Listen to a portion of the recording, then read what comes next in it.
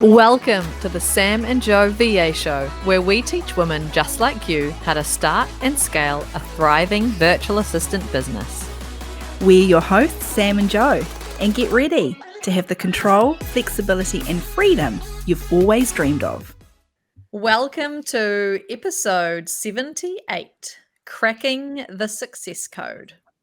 Yeah, and welcome Tracy Hancock, who is a mindset and planning coach. And Tracy is probably one of the, not the whole reason for my own successes in life and business, but she's absolutely played a major part in that. So, and of course, Tracy is also our co-coach inside Your Success Lab. So no better person to come in and chat about cracking that success code and how we've done it. Wow. Well, thank you, ladies. It's great to be here talking to you about this incredible topic because, let's be real. No one goes into business to be unsuccessful. So, learning what it takes to be successful, you're onto a winning streak there, aren't you? Yeah, and it's a method, isn't it? There are specific things that those who are in business can do that's really going to impact whether they're successful or not. I mean, there's a whole range of things, but we feel like there's kind of three key elements, isn't there, to whether or not you are going to be successful in business. And let's also make sure that we are talking about success being whatever success is for you as our listeners. Don't let society or other people tell you what success looks like. It's up to you, isn't it? Yeah. And it's a hugely important point, isn't it? Because success, typically, there are, the traditional trappings of success that, that the world judges you by, but they could be things that just leave you feeling empty and unfulfilled and stretched and stressed and your bank account depleted. That's no fun. So really key thing is defining success on your terms. And you're both, business owners as well. And I'm sure you've been through this process of identifying what success means to you. Yeah. And it's all very different. I reckon each one of us has very, very different ideas of what success means to us all. I mean, Joe and I have shared our ideas of success, which are very, very different. There are some similarities, but in terms of the way our business is run, are completely different. And I'm sure you'd be the same, Tracy, as well. 100%. And one of the things I find is people, when they start to talk about success, they go, oh, freedom. And I just think it's so important, and whatever other words they might use, but if we took freedom as an example, but they don't go beyond that and actually define, well, what does that look like? So, let's say, for example, all three of us said, yes, success includes freedom, but that again is going to look different. So we've got to keep going down in these layers to go, what does that actually mean? What does that look like? So, for freedom for me means I can get in my car, head up the mountain, pull out my bivy bag and sleep under the stars whenever I want. Yeah, that's not my idea of freedom whatsoever. I can't think of anything worse. But really happy for you. Really happy that you get to do that. For me, freedom is about freedom of location, being able to go to another location and work and spend time there, or pick my kids up from school and be able to go and do whatever we wanted, or go to the playground or lay in the sun, or whatever I choose at any one time. I don't want to be kind of bound to this is the kind of hours that I work. That for me is success. And I think for me, a few of the same as Joe's, but a big one for me is being able to have the freedom to pick who I work for, when I work, and what I'm doing, the types of things I'm working on. Yeah, just to add to that list. And drilling into what success means to you is a key part of planning, which is, of course, one of those three factors that you mentioned. If we don't know what success means to us, then our planning isn't going to be very helpful, because we'll be basing that probably on what we think others think we should be doing. And that's the worst place to plan from. So the more we know about what success means to us, the better quality plan we're going to have to then guide us in our business on a monthly, weekly, daily basis, because we've got like a North Star, almost a direction to travel in, because we know what success looks like, and that's where we're heading. So it's so important. It's a key part of planning. Now, planning, big word. Planning, business plan. You use business planning for a lot of people that are new to being self-employed, starting up their own freelance business, launching their official business. They just want to turn around and run in the other direction, because that's a scary word, business planning. It was for me a few years ago. I remember the first time you brought it up, Tracy, and I was just like, no, I don't need to do that. I'm not a big business. I'm not a big corporation. I don't have a big team. Why on earth do I need to sit down and work out a why? And why do I need to, why? There's just no point. That was I feel like people don't want to plan, because if they plan something and it doesn't come to fruition, or they don't achieve it, then they feel like they failed. So I think it is a scary place for people to actually write down, or, put on paper, this is what my plan is, for that fear of failure. Do you find that, Tracy? Yeah, 100%. And, if we kind of step back a bit, when do people learn to plan? Like, when have they ever sat down and been taken through a planning process? For a lot of people, it hasn't happened. They may have seen other people planning or heard of other people planning. So, based on some of my background, I've seen some pretty meaty plans that are like 300 or 500 pages long. They're huge and they're complicated. And so for a lot of people, they've not been taught about planning. They've observed or heard about planning. But, planning is simply a case of going, like, where am I? Where do I want to be? What's the gap? What do I need to do to close the gap and move towards where I want to be in its simplest form? And so if I'm working with someone who's really freaking out about planning, like, we'll even start working with Post-it notes. Let's just keep this simple. So there is a process to planning. Anyone, left brain, right brain, big picture, highly detailed person, there is a way for everyone to plan. And we just take it step at a time. Like, if you've not been to the gym in like forever, you don't suddenly race in there and use all the big weights and do all the huge amounts of reps or anything. You start small and build up, and you build your confidence and your competence, and you build it. Same with planning. I'm not going to say, hey, brand new business owner, sit down, let's write a 500-page business plan for 2022. It's ridiculous. So I think we need to, I guess, take the scariness out of planning. Where are you now? Where do you want to be? How are we going to close that gap? And we go from there. And look, the reality is, and you'll both know this, we already plan. Like, we haven't got this far through life without planning in some way, shape, or form. We've been on a holiday. We've got to get kids out the door. We have done some planning. We've just maybe never thought, I've done some planning. We've just never given it an official title, right? And put it down on paper maybe, but it's been happening. Exactly. Which is why, regardless of, whether you consider yourself highly creative or you're a real numbers person or a person who likes to write, there is a style of planning that works for everyone.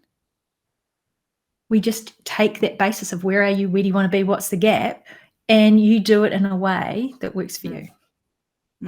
I think that's awesome that you've simplified it, like, down to that is very easy for, I'm sure, anyone listening to actually remove that scariness, and it needs to be in a way that suits your personality style. I love that kind of connection, that planning doesn't have to be like, this is the process for planning and that's the only way.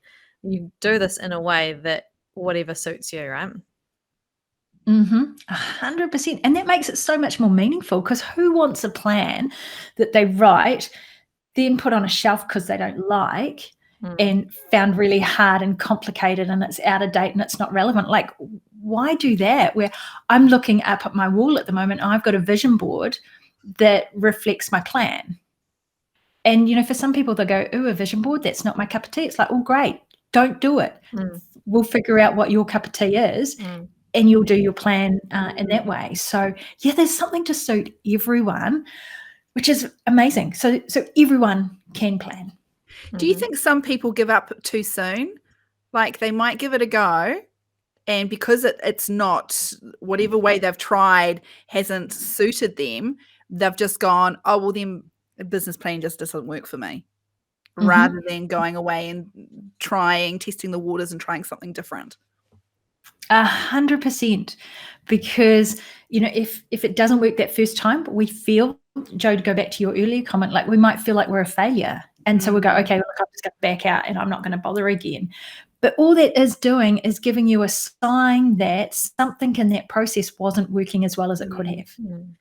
So one of the things I really love to encourage people to do is be kind and curious when you approach this. Like, use it as an experiment. Like, okay, how did that feel? Did I feel slightly uncomfortable? Because, stretching out of our comfort zone, there's always going to be some discomfort. Or did I really hate it? Like, was it really awful? Okay, well, maybe that isn't for you. So if we take what kind of felt good and then try something else. So, and talk to some different people, because like 3 of us here, we will all plan in a different way. We might follow the same kind of steps, but we'll do it differently because we're different people. Introverts, extroverts, whether you're creative and you like, drawing, whether you like writing, whether you like numbers, whether you big picture detail, we're all going to do this differently. So it's a matter of finding the style that suits you. And that's what I really encourage. And certainly through the work in the last couple of years with the VA group, looking to support people to do it in a way that works for them. One of the key learnings that I've found in the past 2 years planning is that it's important that however you do it, it needs to be flexible, right? I mean, if the past 2 years have taught us anything, it's that shit happens sometimes, stuff that you haven't planned for, and you don't want to just throw in the towel, right? You want to get back to your plan and maybe rework it in order for it to fit into your new normal. And, again, the beauty of the plan is that it's got your vision, you've encapsulated what success means to you. So you're working towards that. So it's often not about ditching the vision.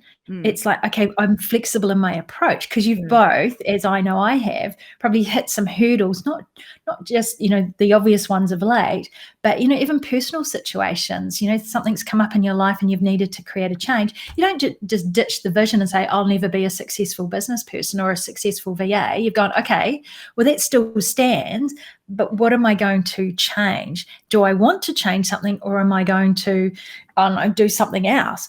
So it's a constant resetting, which is where consistency comes in. You want to be consistently referring back to your plan. And Joe, I know you're a big fan, as we are as well, of the 90-day plan that you then chunk down, and that's giving you some direction. But it also means you're reviewing and resetting your plan constantly. It's not carved in stone, is it? No, sometimes partway through the 90-day action plan, I'm like, actually, I don't want to do that anymore. That's not working for me. I'm going to change and do something else and change my focus. So, yeah, I think it's important to know that whatever plan you write down, it doesn't have to be like that the whole way through. You can change it at any time. And Sam and I talk about this a lot with virtual assistants now trying to get into that mindset of being a business owner. You have control. You can change things whenever you want, however you want. And the same goes for planning too. Because when we create those plans, no one's got this magic crystal ball that shows them the future and they create this plan that they follow to the nth degree. Like, we're all doing the best we can based on who we are, what we know, what's going on at the time. And so we just keep checking in and adjusting, but we keep our eye on that vision. We're going to get there. It just might take some flexibility, as you said, Sam. Yeah. It's so important. The other kind of key element to cracking the success code, we've touched on business planning.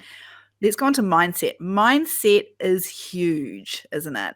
And Tracy, some of the things that you've shared in the monthly coaching calls in your Success Lab this year have just honestly been mind-blowing. Like some months it feels like we've been in a therapist's room and I've been on the couch and you've just like ripped open my heart and my brain and in a good way, but it's huge. It's such a huge topic, and I think we can't be afraid to open ourselves up to having some of those tough conversations, because those tough conversations are often the really, really important ones that you need to have in order to grow, I think. Yeah, completely. Because you could have the best plan in the world. Like, it's just beautiful, and it's so reflective of where you want to go, and you've got all these great tools. But if you don't believe it, if you are afraid, if you're stopping yourself at every step, if you're second guessing yourself, you are not going to achieve success. No matter how good your plan is, you will not get there. And the thing with mindset work is, it's not like, and I appreciate, your comment about, ripping open your head and your heart. I was being dramatic. We're not that brutal. We take it in steps. So obviously some of the work that, Sam's referring to, that's happened over time. And so it's really important to know that we take this in steps. We look at, okay, so what are some of those things holding you back? And you take it in layers. It's like an onion. We peel back the layers of the onion and explore what's going on. Though onion's not a great analogy, I think, because that always makes me want to cry. I'm just thinking about it. But we do want to peel back the layers. So mindset's incredibly important. We have about 60 to 80,000 thoughts a day. Now, it's a huge number. Most of those thoughts are going to be negative, and they're going to be thoughts that we've had for a very long time, depending on our age, decades. We're talking a very long time. Checking in with our thoughts is so incredibly powerful, because if we've got a program, so in our mind, all those thoughts form our own, it's like a computer program, and that's what we process the world through. So if we've got in our program, I'll never be successful, I can't be a business owner, this will never work, I won't make money in the first year, it'll be hard for the first 3 years. Well, guess what? You've just painted your reality. This is why mindset work is so important. We want to be getting in there and going, have I got helpful beliefs? Have I got helpful habits? What are my values? Am I aligning with my values? So this mindset work is beautiful for those who are genuinely committed to their success. It's such a gift to yourself. And you take it in steps. We don't launch into stuff. We work into it. So Sam and I have known each other for a while, so we can go to some of these places. But yeah, and sorry, look, and I know I've got excited and I've talked quite a bit just then, but mindset work is such a key component of success, and you will only ever grow to the degree that you allow yourself to do this work. So important. And the best way to help with that mindset kind of shifts that you need to make as a business owner is actually surrounding yourself with people who you are listening to that help you change that mindset and have that successful kind of attitude and language, and you're surrounding yourself with the right kind of people to help with your success. You can't do it on your own. Yeah, absolutely. I think there's the quote that you're the sum of the 5 people that you hang around with. So if the 5 people you hang around with most often, so if those people are going, being in business is hard, it'll never work, you should go back to work, you should have that regular salary, you're gonna find it a really hard call. But if you're surrounded, as you said, Jo, with other business owners who are committed to success on their terms, that's inspiring. They're not only going to support you, but they're going to challenge you and go, I think you're holding back. And that's an incredible thing to do for someone, to say, Sam, I'll just use you as an example here. Sam, I think you're holding back. I think you're playing small. And I'm not doing that because I'm mean. I'm going, I can see your potential and I can see you're holding back. So I'm going to call you out on that. And that's where a group of like-minded people are amazing. It's not just going, wow, you're great, which is really nice. They're also going, I think you're holding back. You need to step up. And you said you'd do this. And where is it? And that leads us beautifully, Tracy, into the third kind of element for cracking that success code, which is accountability. So Huge. important. And like this is how Sam and I get things done. Sam's accountable to me. I'm accountable to her. Like we can get a lot done in a short time because we have that kind of accountability. So this is one of the elements that we've brought into your success lab, because it is the third like missing piece. You have to have this to be successful. Again, you can't do it on your own. So they're kind of like legs of the stool, aren't they? Planning, mindset, accountability. You got those and you've got a really strong foundation to build your successful business, to achieve that success that you dream of, not staying kind of stuck and stressed about money and clients and, oh my gosh, because nobody goes into business to be unsuccessful, do they? Yeah. No, they don't, but I think they think it's okay to settle. I think people just think, okay, this isn't perfect. It isn't quite what I had in mind, but surely it's better than nothing. So again, that accountability is interesting, isn't it? Because that's where people go, I think you're settling. Yeah. Is that okay? I don't think that is okay. And again, it's not because we've all got the same dreams, but we've all got our own version of success. So let's give ourselves the best opportunity to achieve that, because this life, we don't get a do-over. It's not a dress rehearsal. We're not going, I'll just repeat this again. It's like, no. Yeah, you don't want to get to your retirement and old age and then be like, oh, I really regret not believing in myself and not giving it a go and not like taking risks and not stepping up to achieve what I want to achieve because you were too afraid. Like that, you do not want to have that regret. Yeah, because those regrets are awful, aren't they? They feel yucky. Even just the word regret, you get that pit in your, heaviness in your stomach. It's just like, no, it's possible to be successful. And, you're both great examples of that. And look at what's been created for the VAs through the work you've done. So, yeah, push those regrets aside and focus on what success means to you and give yourself the best possible chance of making that your reality. And that's why we created your Success Lab. We know that there are some key elements to cracking this code, and we wanted to bring those 3 elements together with 3 of us as your coaches over in your Success Lab. So if you want to really, take hold of next year and actually achieve success, we want to be right there with you. So head on over to the Foundry.com website and you will have all the details about what your Success Lab is. We'll see you there. Thanks for listening to this episode of the Sam and Joe VA Show. If you'd like to find out more, head to the VA Foundry website to check out the Members Club and the amazing resources, training and coaching. You can find us at thevafoundry.com.